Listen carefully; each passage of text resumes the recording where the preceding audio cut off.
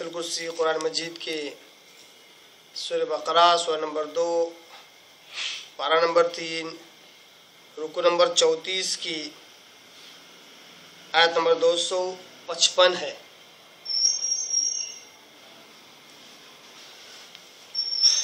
پچھلے درس میں ہم نے آیت الکرسی کے چند فضائل، اس کی برکتوں کو ہم نے جانا،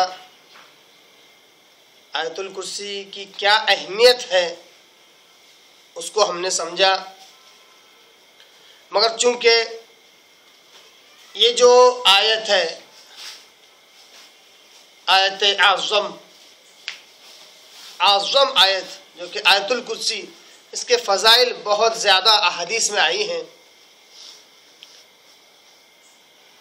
اس اعتبار سے پچھلی مرتبہ ہم نے چند فضائل دیکھے تھے، آج ہم اس کے اور باقی کے فضائل، اس کی فضیلتیں ہم جانیں گے، اور پھر اگلے درس میں ہم کیا کریں گے کہ اس آیت الکرسی کے تعلق سے جو غلط فہمیاں عوام میں اور خواص میں، عام لوگوں میں اور علماء میں بھی جو غلط فہمیاں ہیں، اور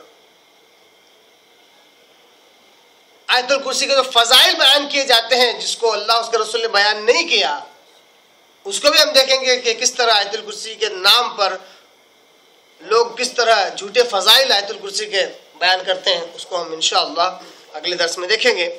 آج کے درس میں اس کی کچھ اور فضائل ہم دیکھتے ہیں۔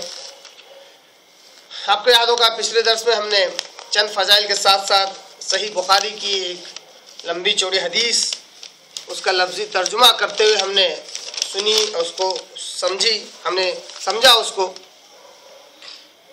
اسی طرح آج بھی چند احادیث آپ کے آگے رکھتا ہوں اس کی فضیلت کے لیے، اور اسی طرح ایک دو بڑے احادیث ہیں، ان کو بھی آپ کے آگے رکھتا ہوں۔ مقصد ان احادیث کا آپ کے آگے رکھنے کا یہ ہے کہ آیت الکرسی کی فضیلت، اس کی اہمیت ہمیں سمجھ میں آ جائے۔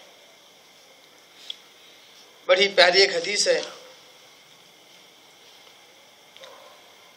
سنن ابو داؤد، مسند احمد، ترمذی، بہقی وغیرہ کی حدیث ہے۔ آپ صلی اللہ علیہ وسلم کہتے ہیں، اسم اللہ الاعظم فی ہاتین الآیتین وَإِلَٰهُكُمْ إِلَٰهٌ وَاحِدٌ لا الہ الا هو الرحمن الرحیم وفاتحة آل عمران الف لام میم اللہ لا الہ الا هو الحی القیوم۔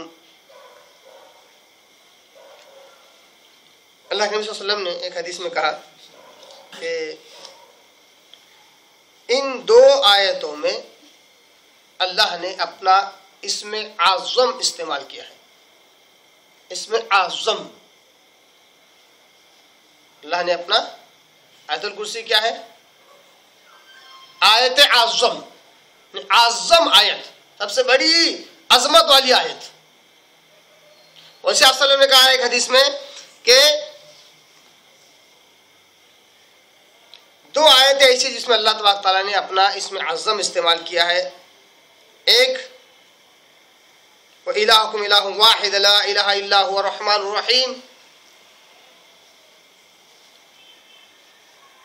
اور دوسرا سورہ آل عمران میں الف لام میم اللہ لا الہ الا هو الحی القیوم۔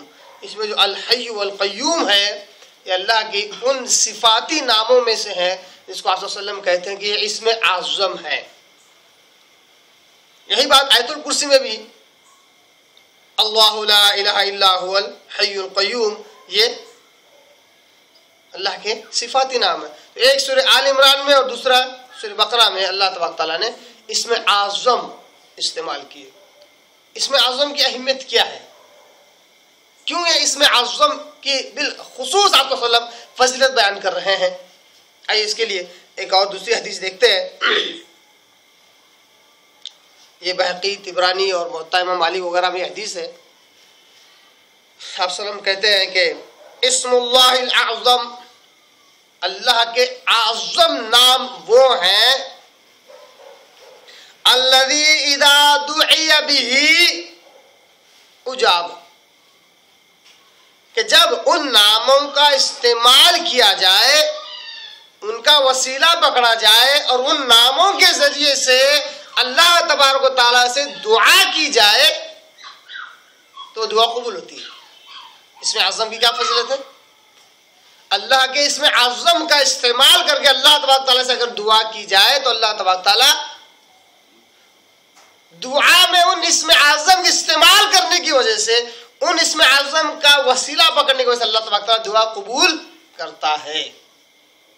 دعا کی قبولیت کا ذریعہ اسم اعظم بھی ہے۔ آپ صلی اللہ علیہ وسلم نے حدیث میں یہ ہمیں ذہن اور فکر دیا۔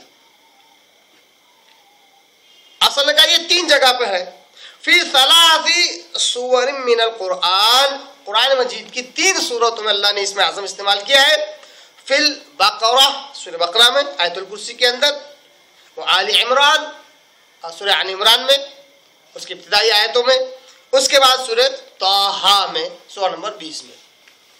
ان 3 سورتوں میں اللہ تبارک تعالیٰ نے اپنے اسم اعظم استعمال کیا ہے۔ ان کا استعمال کر کے اپنی دعاؤں میں اللہ تبارک تعالیٰ سے دعا کرنے سے دعا قبول ہوتی ہے، آپ صلی اللہ علیہ وسلم نے کہا۔